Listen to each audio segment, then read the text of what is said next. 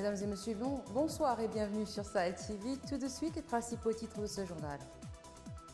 Le président de l'Alliance populaire progressiste, Mesroud El-Boulkher, a annoncé officiellement aujourd'hui le soutien de son parti au candidat Mohamed El-Ghazouani.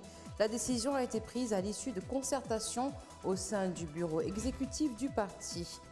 4 candidats de l'opposition en Mauritanie ont averti des risques de hold-up électoral lors de l'élection présidentielle après l'attribution du marché de l'impression des bulletins de vote à une société mauritanienne appartenant à un proche du pouvoir. Le Conseil constitutionnel en Algérie a jugé la présidentielle impossible à organiser après le rejet des 2 seules candidatures à ce scrutin prévu le 4 juillet.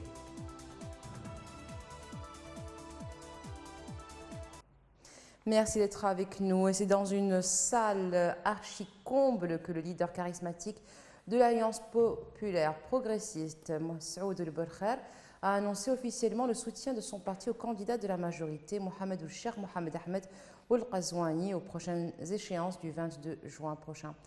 C'était aujourd'hui lors d'un meeting populaire à la Maison des Jeunes de Nouakchott. Sid Ahmed Beilatou. Le président du parti Alliance populaire progressiste, Mesroud El-Boulkher, a déclaré lors de ce meeting populaire devant un parterre de sympathisants et adhérents de son parti, mais aussi des invités d'autres formations politiques, que cette décision avait été prise après des consultations avec le bureau exécutif de son parti. L'APP a confirmé que le candidat Mohamed Ould-Cheikh Mohamed Ahmed El-Ghazouani représente le meilleur choix pour la prochaine étape. Des candidats en liste pour les élections présidentielles. Donc il est d'évidence que quand on va choisir un candidat à soutenir, on choisira le meilleur. Bon, il est de notre point de vue meilleur sur beaucoup de plans. Vu sa carrière, vu également les qualités humaines qu'il a, vu beaucoup d'autres considérations, je pense qu'il n'y a pas à hésiter entre lui et les autres candidats. Mesroud El-Boulkher a déclaré que cette décision a été prise à l'issue de concertations au sein du bureau exécutif du parti, ajoutant qu'il n'avait pas abandonné la scène politique, mais que le long silence ne se justifiait par une volonté d'étudier la situation. Il a ajouté que son parti a pris du recul pour étudier la situation politique avant de prendre la décision de soutenir El-Ghazouani, afin qu'on ne dise pas que leur parti était à vendre, comme on l'avait souvent dit à plusieurs reprises. Le président Mesroud El-Boulkher a ajouté que les positions de sa formation politique ont été sévèrement critiquées ces derniers temps de manière inappropriée, affirmant que son parti, depuis l'instauration du multipartisme, privilégiait l'intérêt supérieur de la Mauritanie et non pas un intérêt personnel. Dans le communiqué rendu public par le parti, Mohamed Ould-Cheikh Mohamed Ahmed El-Ghazouani est le candidat qui rassure le plus eu égard à la confiance dont il jouit auprès du président en fin de mandat qu'il a choisi, mais aussi auprès des forces armées et de sécurité. Pour l'APP, il est le plus indiqué pour les convaincre à regagner tranquillement leur caserne, mettant ainsi fin à leur longue immixtion dans la politique.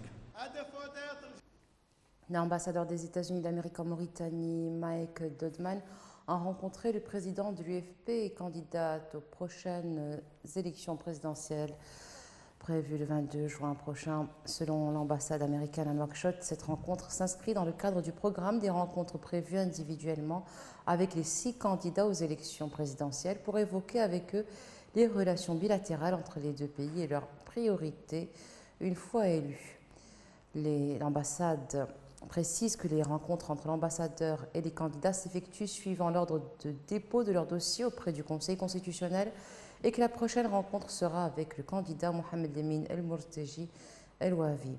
Le diplomate a déjà rencontré dans l'ordre les candidats Mohamed El-Ghazouani, soutenu par le pouvoir, l'ancien Premier ministre Sidi Mohamed El-Boubakar, soutenu par le parti Tawassul, et Biram Ould-Abeid, soutenu par le parti Sawab.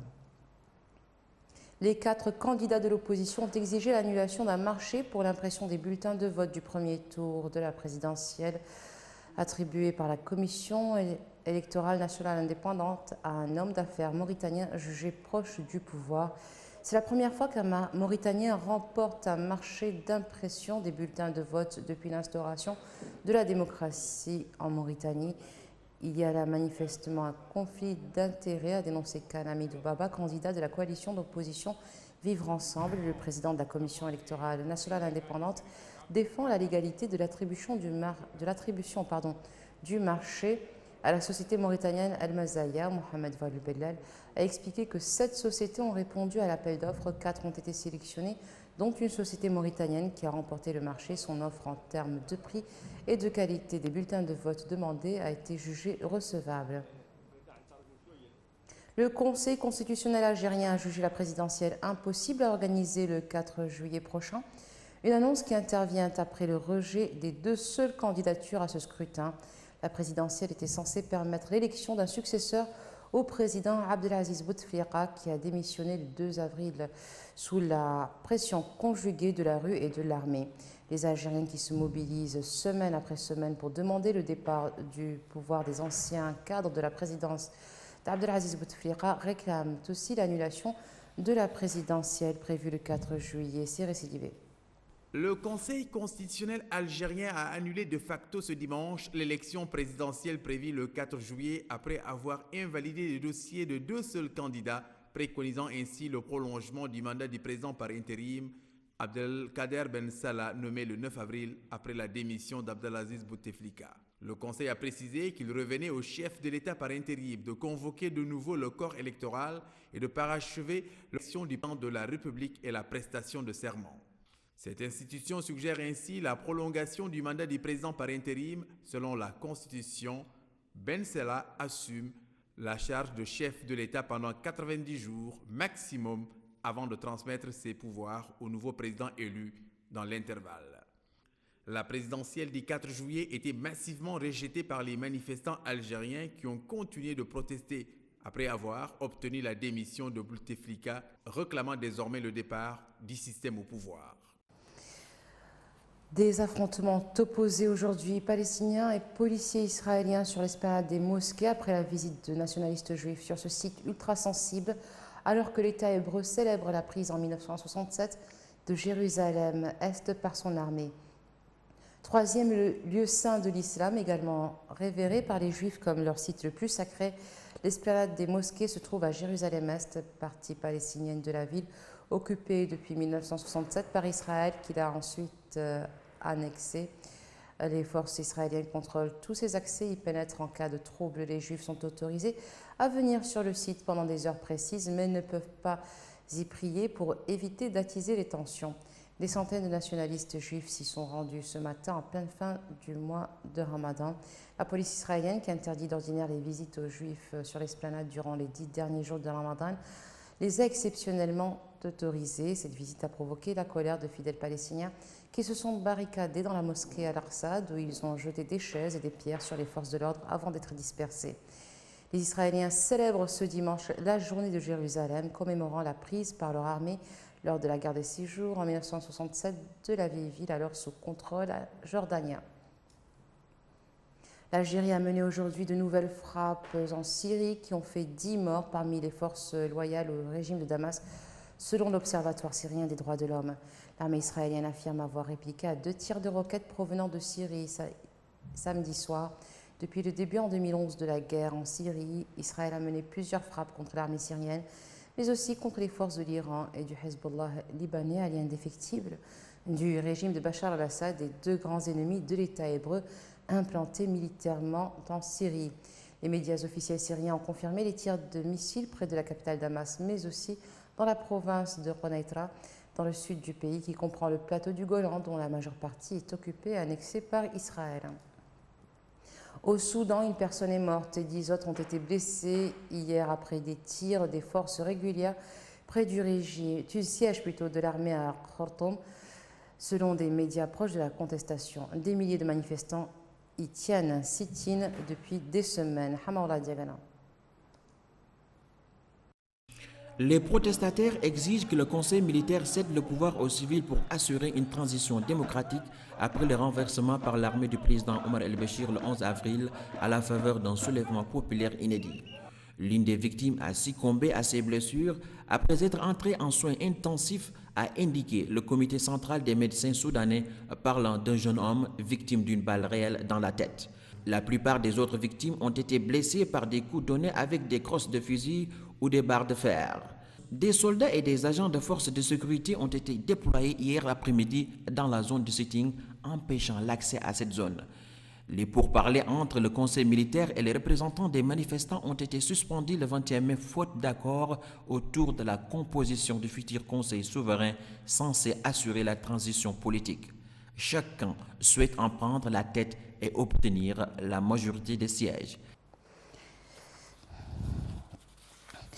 Le secrétaire d'État américain Mike Pompeo ouvre la porte à un dialogue sans conditions préalables avec l'Iran, mais sans toutefois renoncer aux sanctions économiques contre ce pays.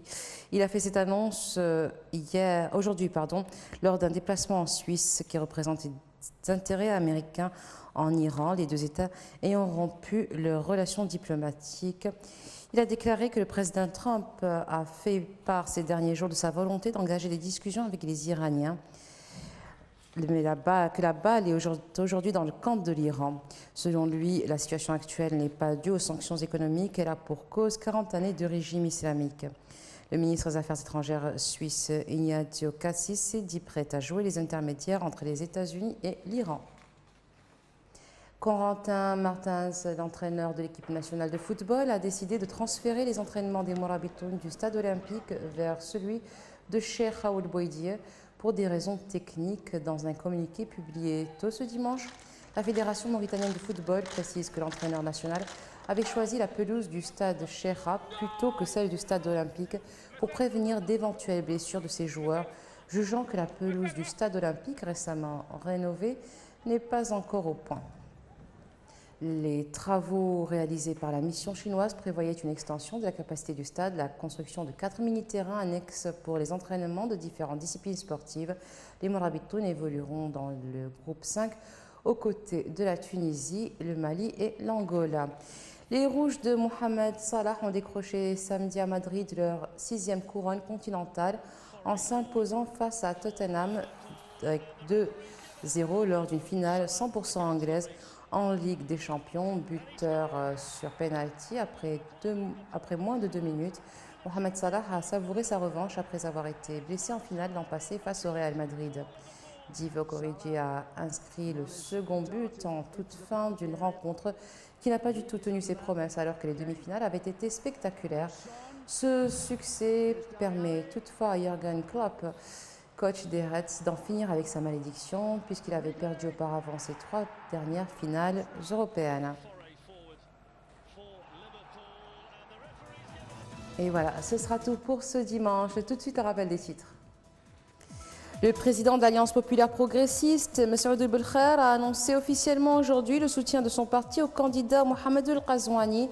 La décision a été prise à l'issue de concertations au sein du bureau exécutif du parti. 4 candidats de l'opposition en Mauritanie ont averti des risques de hold-up électoral lors de l'élection présidentielle après l'attribution du marché de l'impression de bulletins de vote à une société mauritanienne appartenant à un proche du pouvoir. Et le Conseil constitutionnel en Algérie a jugé la présidentielle impossible à organiser après le rejet des 2 seules candidatures à ce scrutin prévu le 4 juillet.